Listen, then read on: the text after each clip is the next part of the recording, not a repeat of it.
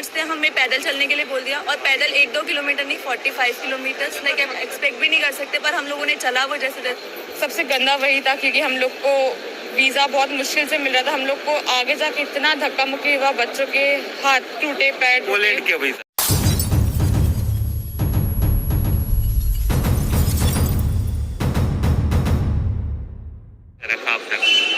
मैं बचाने का तो नहीं बोलूंगी, पर हम निकले थे वहां से ये सोच के कि सिचुएशन ठीक होगी, क्योंकि हमें ये इन्फॉर्म किया गया था कि पोलैंड बॉर्डर सेफ है हमारे इवैक्यूएशन के लिए।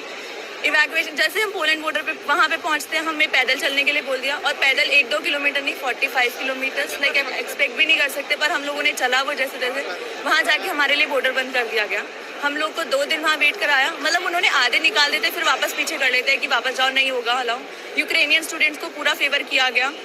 बॉर्डर क्रॉस करते करते आधे लोग तो बिल्कुल ऐसे हो गए थे कि बस यहीं छोड़ दो, अब से जाए ही नहीं जाएगा। हम यहाँ से निकलना, मतलब निकलने की उम्मीद ही नहीं थी। खाना खाया नहीं था 2 दिन से।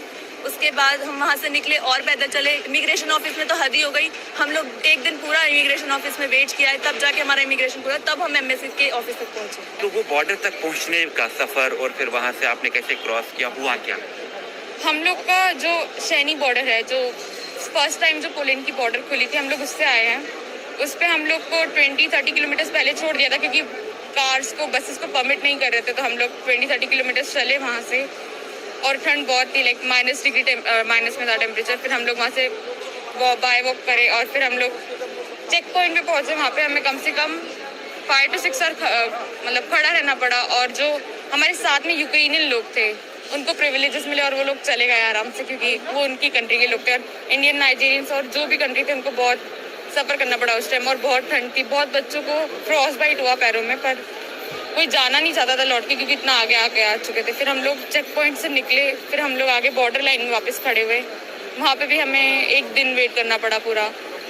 और फिर हम लोग वहाँ से चेक पॉइंट, बॉर्डर लाइन हमने क्रॉस की। उसके बाद हमें वीज़ा के लिए आया। सबसे गंदा वही था क्योंकि हम लोग को वीज़ा बहुत मुश्किल से मिल रहा था। हम लोग को आगे जाके इतना धक्का मुक्की हुआ, बच्चों के हाथ टूटे, पैर टूटे। पोलैंड के वीज़ा?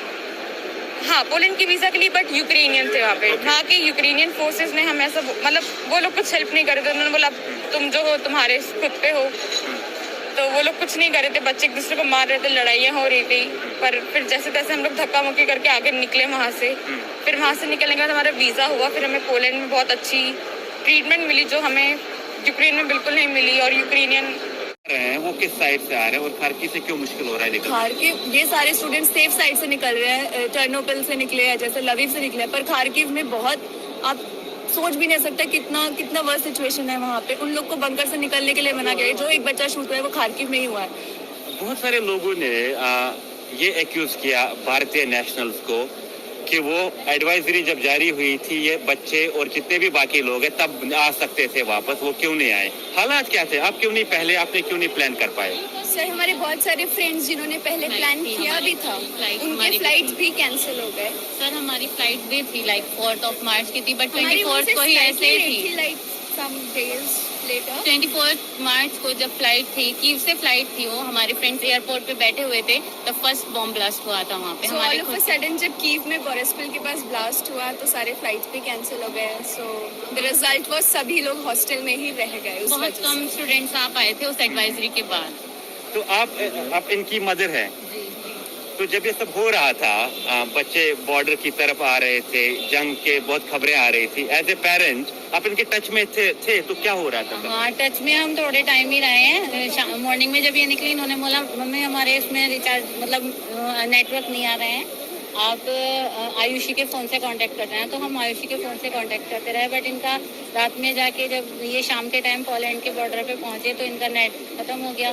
फिर पता नहीं कैसे अरेंज किया, और फिर इनसे जब बात हुई, इन्होंने बोला कि हम मतलब इनको लौटा रहे थे। फिर हमने कॉल किया, इन्होंने अपने मामा को कॉल किया, उन्होंने दोबारा से, मतलब किस तरह गवर्नमेंट एम्प्लॉय हैं वो, तो उन्होंने उनसे कहीं एम्बेसी में बात करके उनसे कहा कि बच्चों को भगाया जा रहा है वहाँ से, तो आप प्लीज़ कुछ ऐसा करो कि बच्चों को मिल जाए। इनको फ़ोन कांटेक्ट किया किसी और फ्रेंड के फ़ोन से, तो उन्होंने फिर इनको अगले नेक्स्ट टाइम बताया इन्होंने कि हमें कह रहे हैं कि गर्ल्स, इंडियन गर्ल्स जा सकते हैं।